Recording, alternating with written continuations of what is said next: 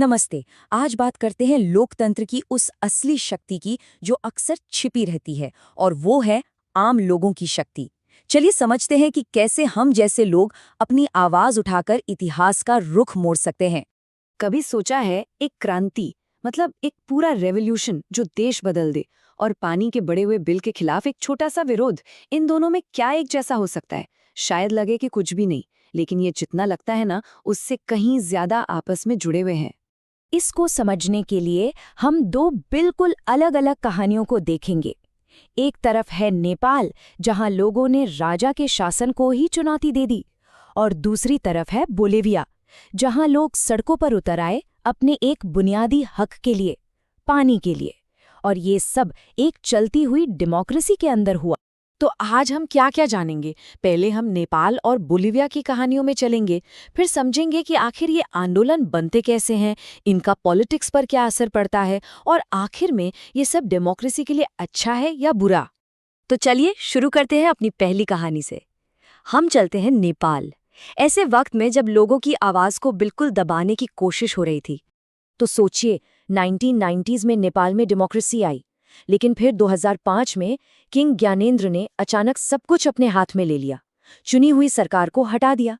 बस यही वो चिंगारी थी जिसने आग लगा दी। अप्रैल 2006 तक सारी पॉलिटिकल पार्टीज, यहां तक कि माओवादी भी, एक साथ आ गए और एक जबरदस्त जन आंदोलन शुरू हो गया। प्रेशर इतना ज्यादा था कि कुछ ही हफ्तों में राजा को झुकना पड़ा, और 2008 आते आते राजशाही खत्म और नेपाल एक नया डेमोक्रेटिक रिपब्लिक बन गया।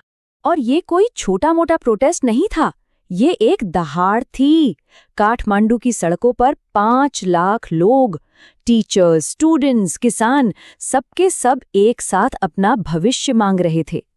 जब इतनी सारी आवाजें एक हो जाती है ना, तो उन्हें इग्नोर करना नामुमकिन हो जाता है। चलिए अब नेपाल के पहाड़ों से उतरकर चलते हैं बोलिविया की सड़कों पर। यहाँ लड़ाई पूरे सिस्टम को बदलने की नहीं थी। यहाँ लड़ाई थी एक ऐसी पॉलिसी के खिलाफ जो लोगों से उनकी सबसे जरूरी चीज, पानी, छीन रही थी। तो हुआ ये कि वर्ल्ड बैंक के प्रेशर में आकर बोलिविया की सरकार ने कोचबाम्बा शहर के पानी के सारे राइट्स एक मल्टीनेशनल कंपनी को बेच दिए। सोच के देखिए, अचानक से पानी जो सबका हक था, वो एक महंगी चीज बन गया, एक प्रोडक्ट। और इसका असर बहुत बुरा हुआ। कंपनी ने पानी के दाम रातों रात 4 गुना बढ़ा दिए। जरा इस चार्ट को देखिए। जहां एक एवरेज आदमी 5,000 रुपए महीना कमा रहा था, उसका पानी का बिल ही 1,000 रुपए आने लगा। मतलब इनकम का 20% सिर्फ पानी के बिल में। ये सिर्फ एक बिल नहीं था, ये तो लोगों की रोजी रोटी पर सीधा सीधा हमला था। लेकिन लोगों ने भी हार नहीं मानी। फेडेकॉर नाम के एक ग्रुप ने पूरे शहर में स्ट्राइक करवा दी। सब कुछ बंद।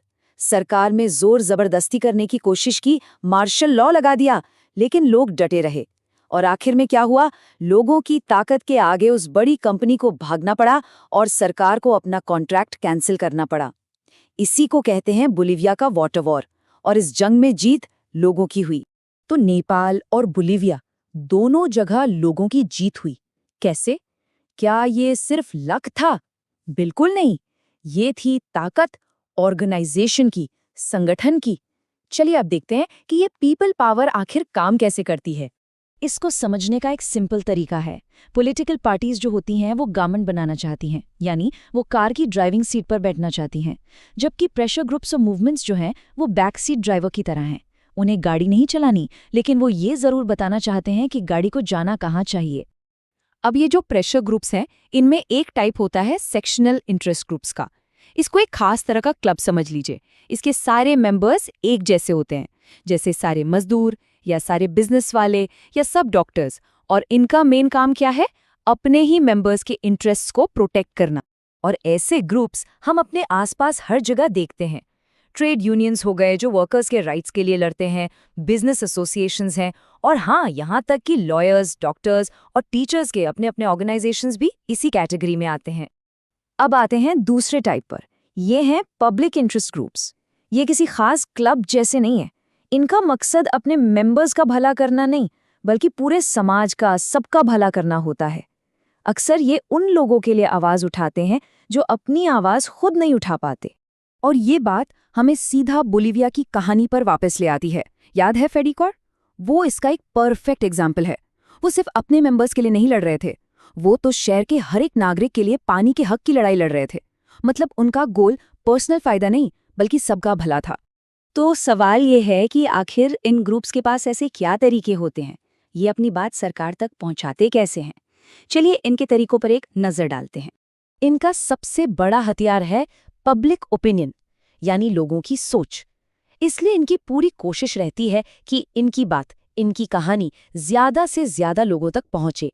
इसके लिए ये इन्फॉर्मेशन कैंपेन चलाते हैं, मीटिंग्स करते हैं और मीडिया का अटेंशन पाने की कोशिश करते हैं, ताकि इनके मुद्दे पर पूरे देश में बात हो। और इनके पास तरीके और भी हैं। ये सड़कों पर उतरकर शांतिपूर्ण प्रोटेस्ट करते हैं, जरूरत पड़ने पर कोर्ट का दरवाजा भी खटखटाते हैं। और हाँ, ये सीधे सरकारी ऑफिशियल से मिलकर अपनी बात रखते हैं, जिसे लॉबिंग कहते हैं। अब आते हैं सबसे बड़े सवाल पर। ये जो इतने पावरफुल ग्रुप्स हैं, जिन्हें किसी ने वोट देकर नहीं चुना, क्या उनका सरकार पर इतना असर डालना ठीक है? क्या इससे डेमोक्रेसी मजबूत होती है या कमजोर? देखिए, ये कॉम्प्लिकेटेड मामला है। एक तरफ तो ये ग्रुप्स डेमोक्रेसी के लिए एक सेफ्टी वॉल्व की तरह काम करते हैं।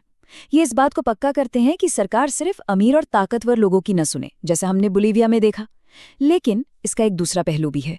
सोच के देखिए, अगर कोई बहुत बड़ा बिजनेस ग्रुप एनवायरनमेंट को नुकसान पहुंचाकर सिर्फ अपने फायदे के लिए कोई पॉलिसी बनवा ले तो बिना किसी अकाउंटेबिलिटी के ये ताकत खतरनाक भी हो सकती है। लेकिन अगर ओवरऑल देखा जाए तो इन जनसंघर्षों और आंदोलनों ने डेमोक्रेसी को कमजोर नहीं, बल्कि और गहरा और जिंदा दिल बनाया है। ये सरकार को हमेशा याद दिलाते रहते हैं कि उसे सिर्फ कुछ लोगों के लिए नहीं, बल्कि सबके लिए काम करना है। इससे एक अहम बैलेंस बना रहता है। तो इस पूरी चर्चा से हम क्या सीखते हैं? एक सिंपल सी सच्चाई, सत्ता यानी पावर प्रेशर के आगे झुकती है। नेपाल और बोलिविया की कहानियां इसका सबसे बड़ा सबूत है। तो असली सवाल ये है कि आज हमारी आसपास कौन पावर पर प्रेशर डाल रहा है और किन मुद्दों के लिए? ये एक ऐसा सवाल है जिसके बारे में हम सबको सोचना चाहिए।